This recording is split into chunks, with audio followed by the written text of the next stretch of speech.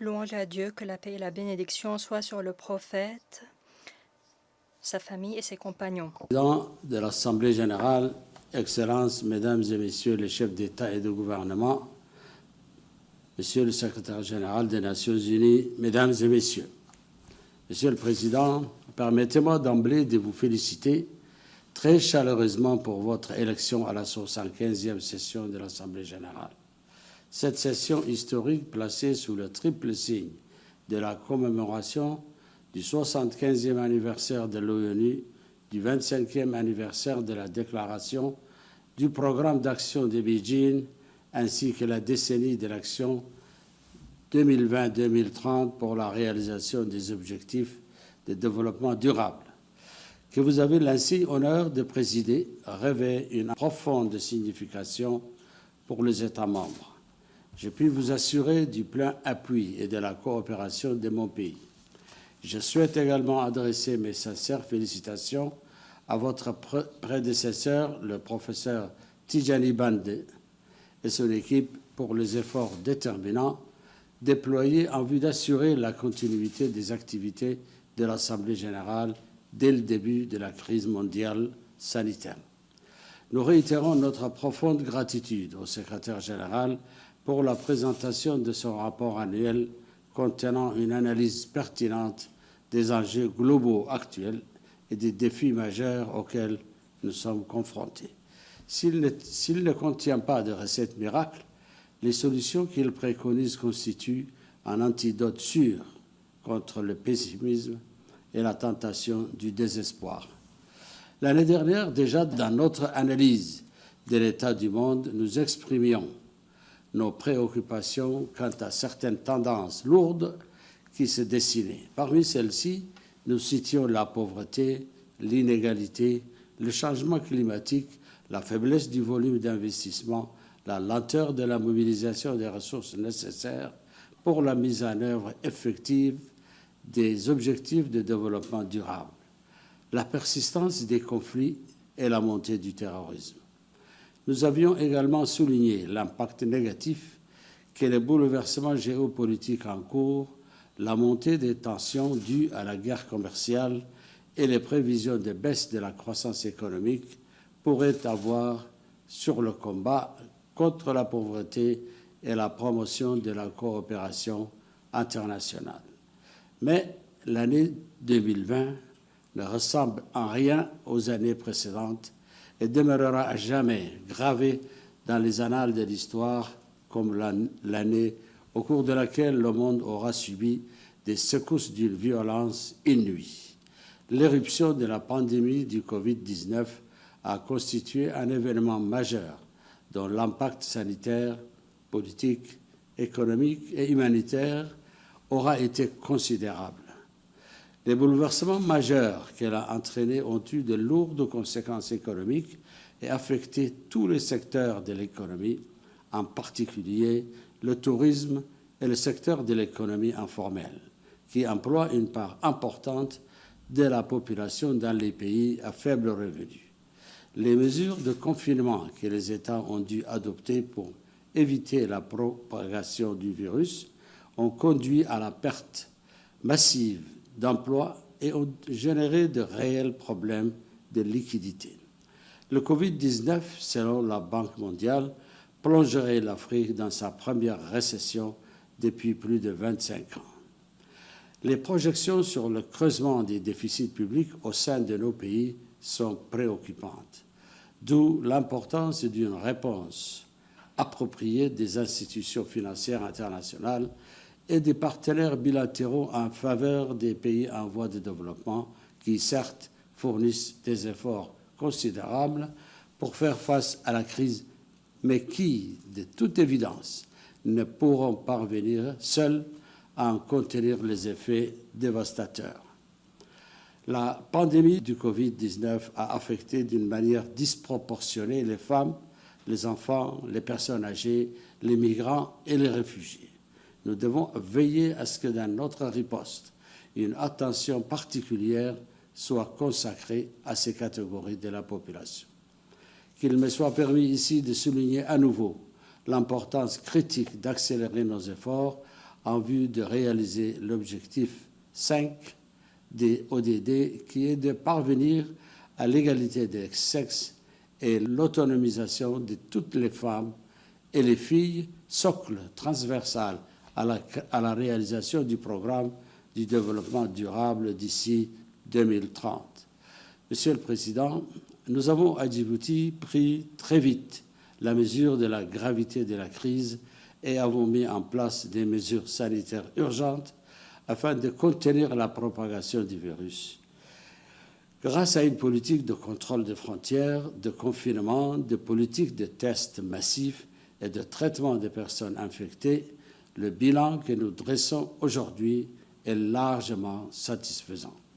Nous voudrions ici saluer l'ensemble du personnel de santé dont le professionnalisme et le dévouement auront été exemplaires.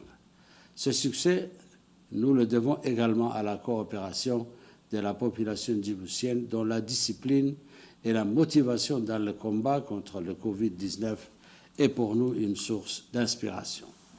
Nous saluons également la résilience face à la prolifération de fausses informations qualifiées d'infodémiques par l'OMS. Ce n'est qu'à travers l'instauration de rapports de confiance, de dialogues véritables et permanents avec les citoyens que l'on peut venir à bout de cette épidémie.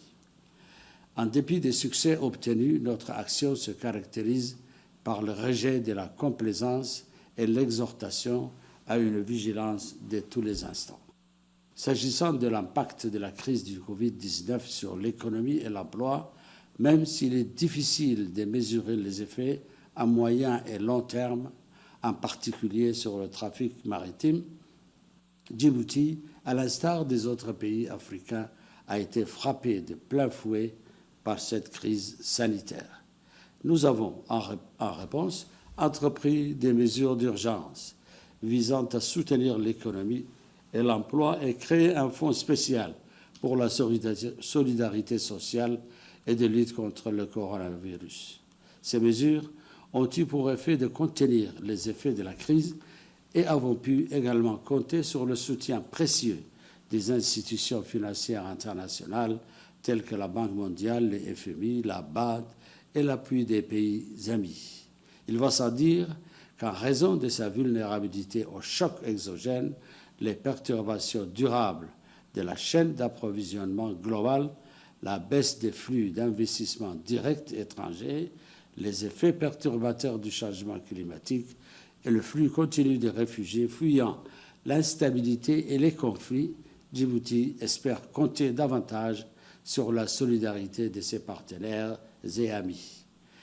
Monsieur le Président, en dépit du lien étroit établi par les scientifiques entre le changement climatique et la pandémie du Covid-19 et l'explosion possible des zoonoses, les efforts dans la mise en œuvre des accords de Paris n'ont pas enregistré les progrès escomptés. Devant la gravité de la crise sanitaire et l'attention médiatique exclusive accordée au Covid-19, le changement climatique a été relégué au rang des priorités secondaires. Mais qu'on ne s'y trompe pas, il nous faut rester vigilants de l'attention que l'on portera au combat contre le changement climatique et des ressources qu'on déploiera dans ce domaine dépendra notre succès dans les efforts de prévention des pandémies futures. Monsieur le Président, l'onde de choc provoquée par la pandémie pourrait avoir également un impact délétère sur la lutte contre le terrorisme et la gestion des conflits dans de nombreux théâtres. Certains groupes terroristes y ont vu une opportunité pour se réorganiser et profiter du vide sécuritaire créé par la lutte contre le Covid-19. Les opérations de maintien de la paix, en dépit des difficultés initiales, ont heureusement pu s'adapter et se réorganiser afin de poursuivre le mandat vital qui leur est confié.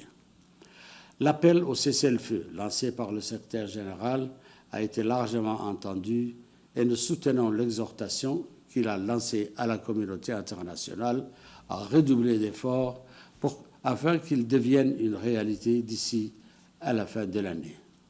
Monsieur le Président, nous nous félicitons des progrès économiques et politiques enregistrés en Somalie en dépit du triple choc du Covid-19, l'invasion des criquets et des inondations dévastatrices.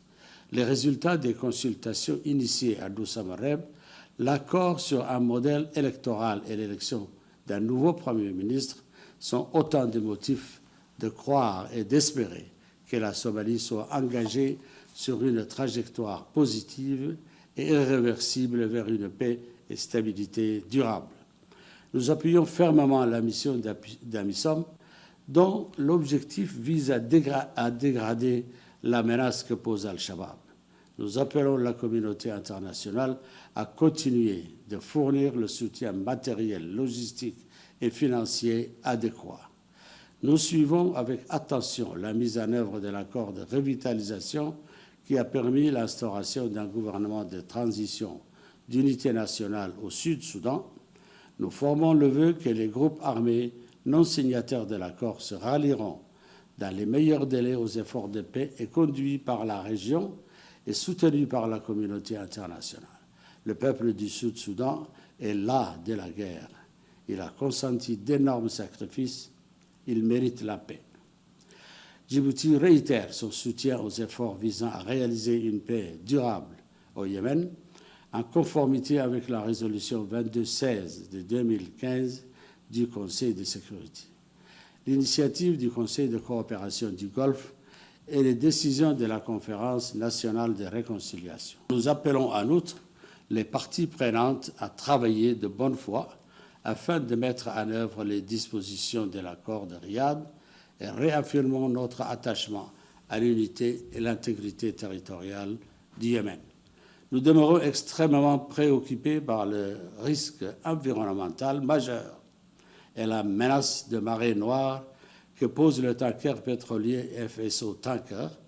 Nous exhortons les rebelles Houthis à coopérer de toute urgence avec les experts des Nations Unies afin qu'ils puissent mener les inspections adéquates et les travaux urgents nécessaires afin d'endiguer la menace. Monsieur le Président, nous avons célébré virtuellement le 21 septembre dernier la commémoration du 75e anniversaire de la création des Nations Unies et avons saisi l'opportunité pour réaffirmer la place centrale que doit occuper notre organisation dans les efforts collectifs visant à relever les défis auxquels nous sommes confrontés. La lutte contre la pandémie du Covid-19 nous dicte l'impérieux devoir de collaborer et de travailler ensemble, car il est maintenant avéré que si un de nous est en danger, nous sommes tous en danger. Ce n'est pas une formule creuse ou une généralisation superficielle. Les coûts en vies humaines et en pertes économiques sont une démonstration concrète du danger de l'inaction. Afin de sauver des vies, protéger les plus vulnérables et reconstruire sur des bases plus solides, il nous faut agir d'urgence. Et cet engagement doit s'inscrire dans la durée. Oui, les temps peuvent paraître sombres, mais c'est là où le danger croît, comme dirait le poète allemand Hölderlin, que croient également ceux qui sauvent. Vive la solidarité internationale, vive la coopération internationale et vive les Nations Unies. Je vous remercie de votre attention.